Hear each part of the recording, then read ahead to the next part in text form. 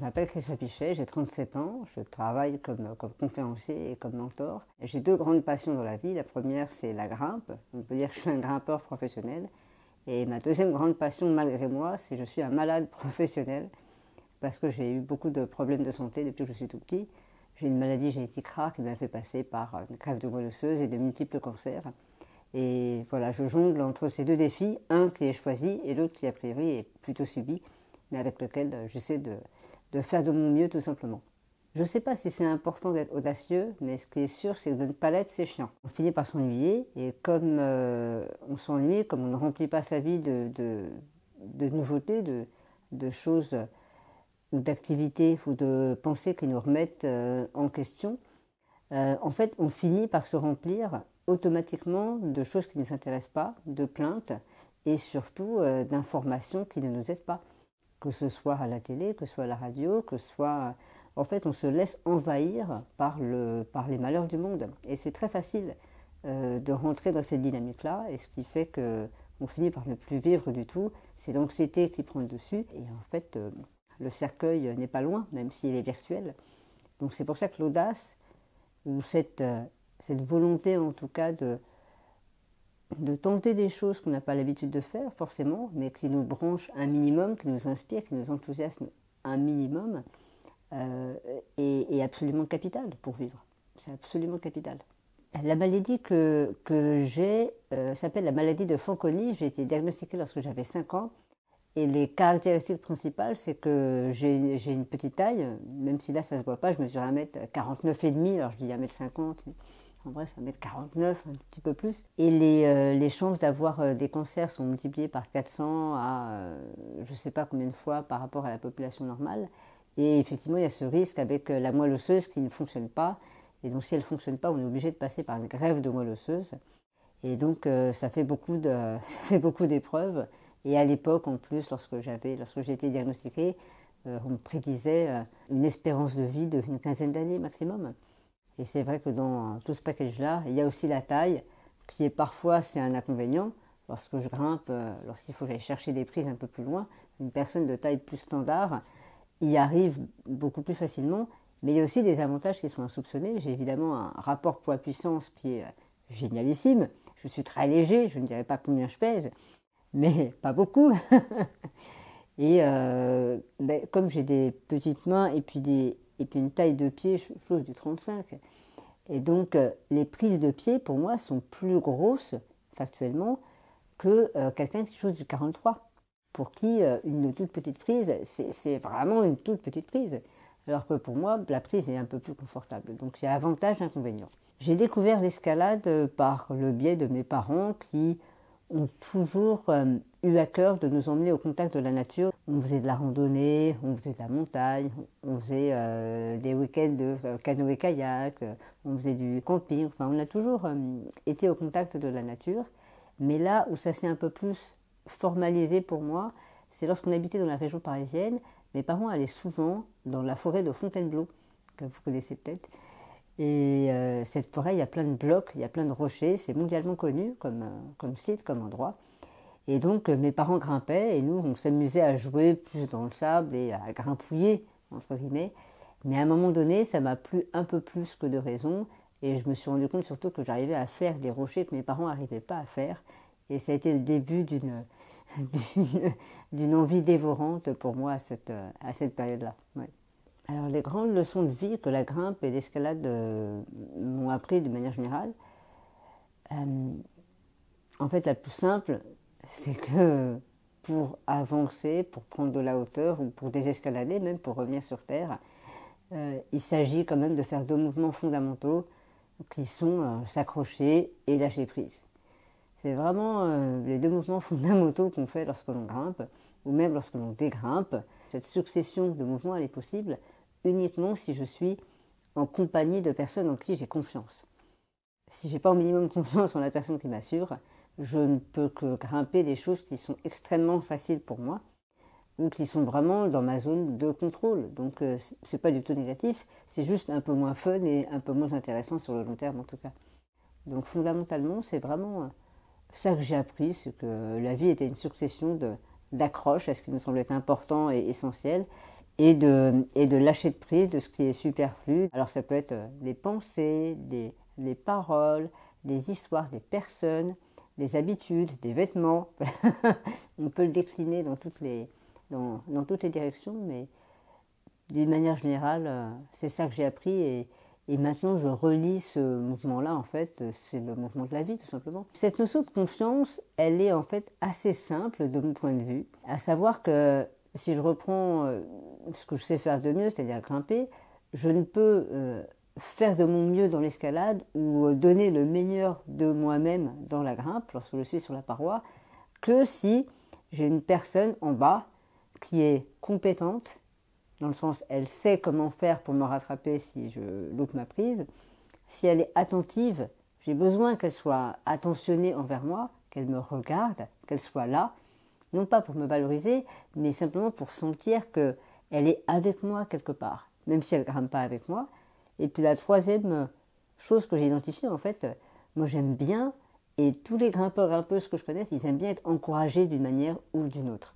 Ça peut être de manière silencieuse, on n'a pas besoin de crier sur quelqu'un pour lui dire « vas-y, tu vas y arriver », etc. Ça peut être simplement avec de l'attention soutenue, mais on a besoin de cette attention indirecte. Et ça, c'est vraiment, on le sent très fort lorsque l'on grimpe. Si on n'est pas encouragé, soutenu et par une personne qui est attentive et compétente, eh ben, c'est beaucoup plus difficile de grimper. C'est beaucoup plus difficile de donner le meilleur de soi. C'est exactement la même chose dans la vie avec son conjoint, avec sa conjointe, avec ses partenaires. Dans le travail, c'est exactement la même chose aussi. C'est beaucoup plus difficile de donner le meilleur de soi quand on est seul, en fait. C'est aussi con que ça, hein. Et c'est même pas que c'est plus difficile, c'est que c'est littéralement impossible. C'est trop dangereux, en fait. Faire du solo, en grimpe par exemple, en escalade, c'est possible. Mais je ne peux faire du solo que dans un niveau que je maîtrise. Sinon, je suis en danger de mort, tout de suite. Alors, il y a quelques personnes dans le monde qui le font, mais ce sont des exceptions exceptionnellement exceptionnelles, si vous voulez. Donc, pour la plupart des gens, on a besoin d'être ensemble, d'être avec d'autres personnes. Il m'est arrivé plein de fois de me dire, de prime abord, mais ça c'est impossible pour moi. Je pense à une voie, notamment dans le sud de la France, dans une falaise qui s'appelle Biux, la Chiquette du Graal. Pour les premières fois où je grimpais dedans, j'étais persuadée que c'était impossible parce que je n'avais pas la taille, tout simplement, pour aller chercher les prises. Déjà, m'imaginer que c'était possible, c'était pas possible. Et donc, il a fallu que je lâche mes pensées quelque part, et simplement le fait de retourner dans cette voie, sans aucune pensée, sans aucune a priori, juste pour le plaisir de faire les mouvements et d'essayer, parce que la ligne était jolie, parce que j'étais avec des personnes avec qui j'avais envie de grimper à ce moment-là, eh bien, à un moment donné, il y a un passage qui me semblait impossible, et en réessayant, en essayant certains mouvements, certains placements, eh bien, à un moment donné, je me suis rendu compte que peut-être, en fait, peut-être qu'avec le pied là, et puis le positionnement du corps comme ça, peut-être que ça va marcher.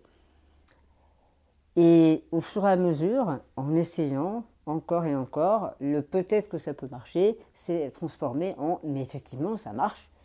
Et à un moment donné, j'ai réussi à faire toute la voie du début à la fin sans tomber, sans m'arrêter.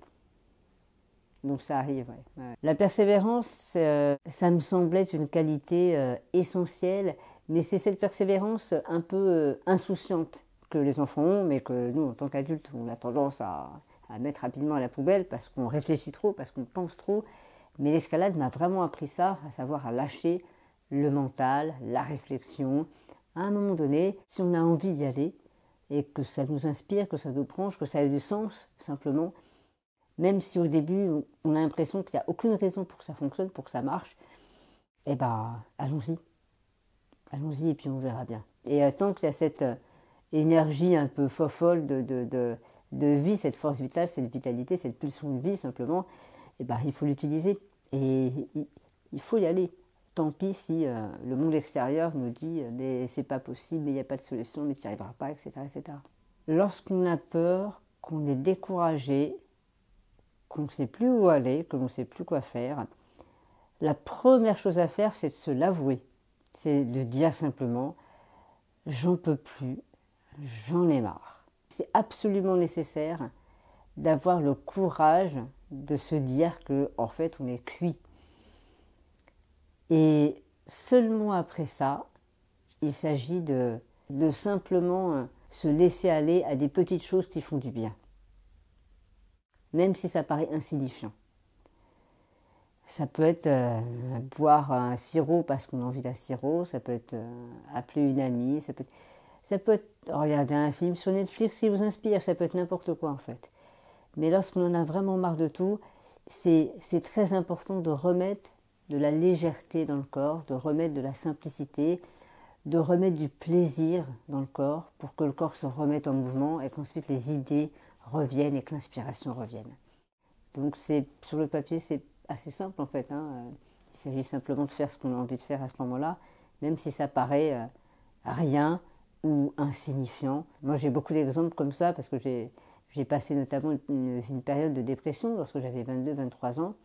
Et je me souviens très bien qu'il y a des jours, simplement me lever pour aller boire de l'eau, pour aller prendre un verre de sirop, c'était déjà une réussite en fait. Mais je ne pouvais pas commencer ailleurs que là, parce que j'avais plus assez d'énergie pour faire quoi que ce soit d'autre. Donc j'ai commencé par là. Et puis petit à petit, j'ai renoué contact avec le monde, avec des amis, en sortant de chez moi, etc. Je crois que la plainte est quand même quelque chose de très handicapant. Et en même temps, c'est subtil. C'est-à-dire que le fait de dire ce qui ne va pas, c'est absolument nécessaire. Il faut dire quand ça ne va pas. Il faut le verbaliser, il faut l'écrire.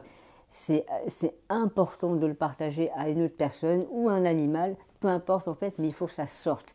Il faut que le corps le vive, quoi.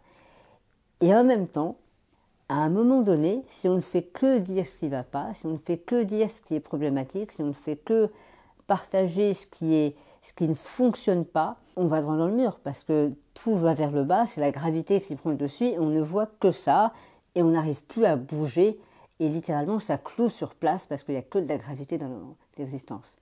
Donc à un moment donné, cette manie qu'on a tous à certains moments qui consiste à dire et à répéter ce qui ne va pas et à se plaindre, il faut arrêter. Il faut dire « j'arrête, là c'est bon, c'est terminé ». Et maintenant, je me pose la question, qu'est-ce que je peux faire pour que ça aille mieux? Qu'est-ce que je peux faire concrètement, là, tout de suite, pour me remettre dans un autre état d'esprit? Respirer, bouger un peu le corps, ça peut commencer par là, encore une fois, par des choses toutes simples. Mais à un moment donné, il faut couper la plainte. On a la chance d'être en possession de 3 grandes qualités qu'on peut développer et qu'on a naturellement plus ou moins. Soit on est robuste, soit on est fragile, soit on est ce qu'on appelle antifragile.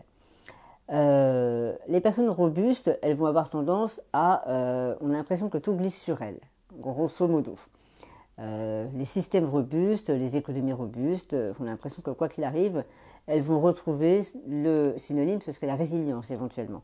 Elles vont retrouver, après un événement difficile, leur capacité d'adaptation et donc elles vont retomber sur le pas, sur leurs pattes en gros. Les personnes ou les systèmes fragiles, ce sont les personnes, on sent très bien que si on les bouscule un petit peu, oh là là là là, ça va les secouer, ça va les fragiliser et donc elles ne pourront plus rien faire quelque part après. Et à l'inverse de la fragilité, on a des personnes ou des systèmes ou des entreprises qui sont ce qu'on appelle antifragiles, c'est-à-dire que lorsqu'il leur arrive quelque chose de pénible, de difficile, un traumatisme ou une grosse gravité, non seulement elles traversent ça, donc elles se remettent sur pied, mais en plus elles en font une force absolument phénoménale. Je peux vous donner un exemple personnel parce qu'on me l'a dit, moi j'ai été au contact de cette notion d'antifragilité parce qu'on me l'a dit, mais tu es quelqu'un de plutôt antifragile. Lorsque j'ai eu des cancers de la bouche, on a dû me couper, me faire des ablations partielles de la langue plusieurs fois. Et je ne savais pas à ce moment-là si j'allais pouvoir reparler, remanger, réembrasser, tout ça. Et en fait, je me suis dit à ce moment-là, un jour, j'aimerais bien devenir conférencier. Simplement pour le pied de nez quelque part. Simplement pour pouvoir dire un jour peut-être, on m'a coupé la langue, j'étais timide, j'avais du mal à m'exprimer. et bien juste pour le pied de nez, j'ai envie d'aller exactement à l'opposé. Et par surcompensation, c'est vraiment de la surcompensation pure et dure en fait, eh bien je vais devenir conférencier. Donc ce qui était un événement vraiment pénible, douloureux, très incertain, m'a donné l'opportunité d'aller explorer une compétence que j'aurais jamais explorée si j'avais pas eu toutes ces difficultés-là en fait. Et donc ça c'est une définition d'une personne ou d'une entité vraiment anti-fragile. Non seulement va se remettre d'aplomb, mais en plus va l'utiliser honteusement ce qui lui est arrivé. Cette capacité d'être antifragile est une compétence et une appétence qui me semble être mais absolument essentielle dans le monde d'aujourd'hui. C'est évident que simplement être capable de se remettre d'une crise épidémique, par exemple, c'est pas suffisant. C'est évidemment nécessaire, mais c'est pas suffisant parce qu'il y en aura d'autres. Donc il y a besoin d'apprendre de tout ça, donc il y a besoin de se renforcer encore plus et d'en faire quelque chose de encore plus intéressant et d'encore plus utile évidemment. Pas simplement guérir, mais en faire une force et puis surtout partager ce qu'on a appris, partager cette force-là avec d'autres, avec le monde. Et encore une fois, c'est une fractale cette idée, donc c'est valable à toutes les échelles, au niveau personnel, comme organisationnel, comme étatique évidemment, et au niveau mondial, n'en parlons pas. Mon dernier message pour vous, si vous regardez cette vidéo, c'est accrochez-vous délicatement à ce qui est vraiment important pour vous, à ce qui semble être important pour vous, pour votre communauté, pour votre société, pour le monde d'aujourd'hui. Et nécessairement, vous êtes obligé de lâcher un certain nombre de choses en même temps à côté, et ça commence par lâcher la plante.